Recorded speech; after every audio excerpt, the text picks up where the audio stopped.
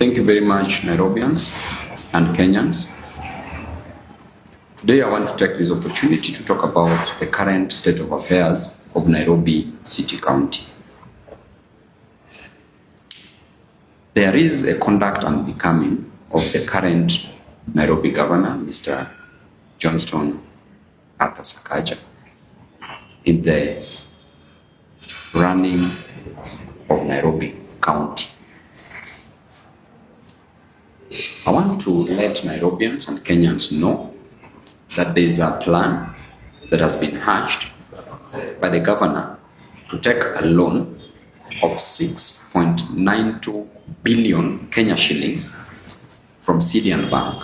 We all know the owner of Sidian Bank, which is closely associated with the President of the Republic of Kenya. When the cooperation was signed between the county government and the national government, governor did clearly state that he was helpless and could not work for Nairobians. He was clearly calling the national government for help, and that the responsibility that was bestowed on his shoulders, that rested on his shoulders, was clearly transferred to the national government.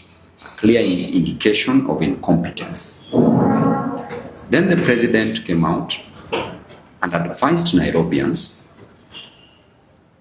that 80 billion Kenya shillings was set aside to help in the smooth running and control of Nairobi City County. To our surprise, a budget was passed at the National Assembly, and that 80 billion Kenya shillings was not budgeted for. I did ask the Minister for Finance, Mheshimiwa John Mbadi, who clearly stated that there could be other means to fund Nairobi, because he himself could not see the 80 billion shillings in the current budget. And therefore, those were just mere statements of puff and misrepresentation of facts. Then we come to the elephant in the room, where the county government of Nairobi, through the governor, has decided to take a loan of 6.92 billion Kenya shillings. What do they say? That this money will be used,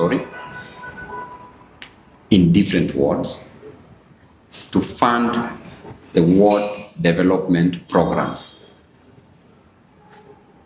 at a tune of 2.8 billion Kenya shillings, and that the remaining money will be used to pay salaries. Now, these are the facts for Nairobians. Number one, there is an existing loan that was taken in 2011 from Equity Bank of 2.5 billion Kenya shillings. These 2.5 billion Kenya shillings could not be paid by the then city council. Then was a city council. Then KCB came in to buy this loan from Equity Bank when it had generated an interest, and the loan was now accumulated to a total of 4.2 billion Kenya shillings. During that period, KCB gave certain conditions that the idle assets of the county government would be sold to repay this loan in case the city council could not manage to pay the money that was agreed upon on a monthly basis as installments. Number two, that KCB would be part of the banks to collect the revenue. And number three, that these monies, the 4.2 billion, on a monthly basis, 141 million Kenya shillings would be paid to KCB This was around 2016, during the reign of Governor Evans Kidero.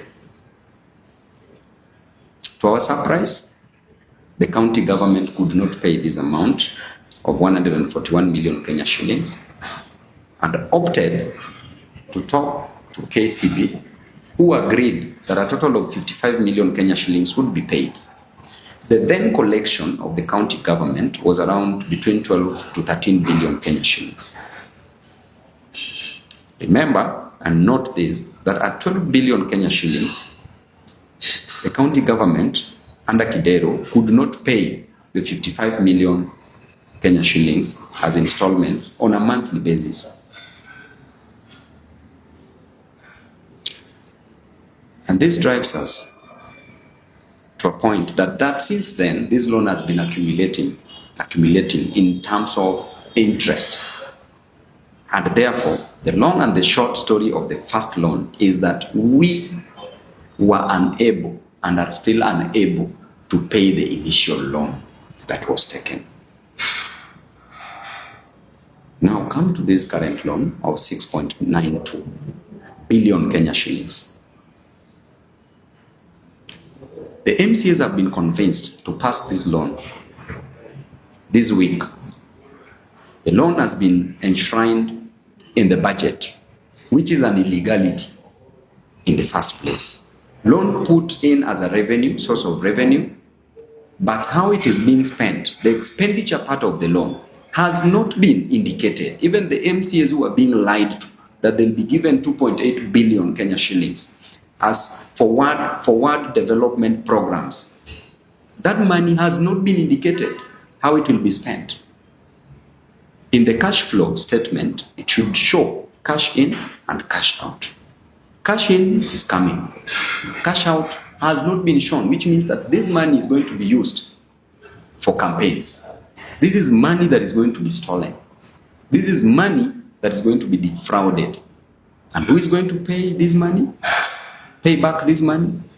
Wananchi wa Nairobi, through their hard-earned cash. I want to warn the MCAs and advise them at the same time that you should only pass this budget, this loan, on one condition: that you should be shown how this money will be spent. Because Governor Sakaja has refused to produce documents to show you the expenditure side of this money. And therefore, even your ward development programs is not safe. If 2.8 billion is going for the ward development fund, the remaining amount of money, over 4 billion, will be used for what? Not shown. I want to tell you and remind you of what I've just said, that during Kidero's era, Kidero used to declare an on-source revenue of 12 billion Kenya shillings annually. Sakaja currently, from 2013, Sakaja currently still declares an on-source revenue of 12 billion Kenya shillings. Recently, 2025-2026 financial year, he declared an on-source revenue of around 13.8 billion Kenya shillings, which included revenue collected from hospitals. Then there was no hospital. So subtract around 1.2 billion Kenya shillings that comes from hospitals.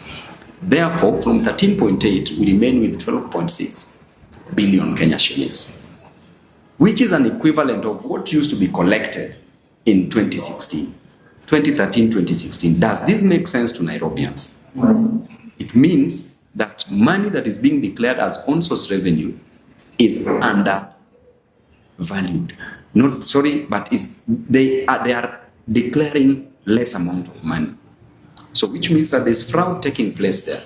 Why would you take a loan of 6.92 billion Kenya shillings if the county government has its own source of revenue plus money from the national government of 20 billion? According to World Bank report that was released sometime last year, Nairobi County should be run on an on-source revenue of approximately 67.5 billion Kenya shillings, plus the national government revenue, which is 20 billion. a total of 87.5 billion Kenya shillings. But instead, the governor of Nairobi declares an on-source revenue of around 13 billion Kenya shillings annually, which was declared during Kidero's era. So that clearly tells you that the governor of Nairobi is part of the syndicate that is stealing money meant for Nairobians.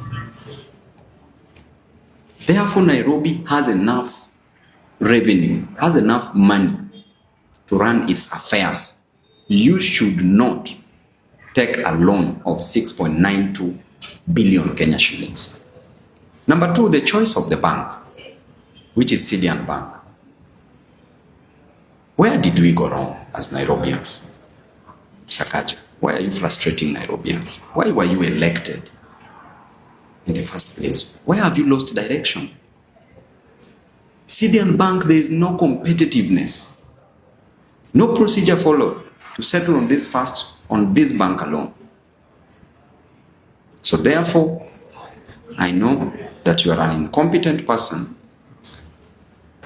I know that even sweeping garbage is a problem. But I don't blame you, because we cannot finish garbage in Nairobi. If there's garbage in the office, we have to start by sweeping garbage in the office for us to sweep garbage in the streets. I want to tell Nairobians that you need to talk about this, because this money, 6.92 billion, it is you as Nairobian who is going to pay. No collateral shown. Assets of Nairobi will be sold. Can they show us the documentation about this loan? Let them come out clearly to the MCS for the first time. For the first time, MCS, you are leaders, you are elected, you are not answerable to the governor, you are answerable to your people. Do not approve this loan. You know in your heart of hearts that this is fraud, that this money is going to be used for campaigns, that this money is being stolen. And you also know that you're being lied to, that you'll be given this money for world development. You're clearly being lied to. Do not pass this. But again, we must fight this, because as the incoming governor of Nairobi, we are not going to inherit money that has been obtained fraudulently. Nairobians will not pay back this money. And I can assure you, Sakaja, the moment you leave office, I will call you back. This money, you're going to explain it. Right now, you may get away with it because you are a friend of the state. But at the right time, I can assure you, you are going to be answering. You are going to pay back this money. We are going to follow you wherever you will go. I will follow you, and I will ensure that I handle you perfectly well. This election, you've lost it. Do not mess up this county. Nairobians, you will see what our honorable leaders are going to do. We are watching. Pass the budget of the county. This loan issue, do not pass it. Do not pass this. And you know why. You know why. Thank you, and God bless you.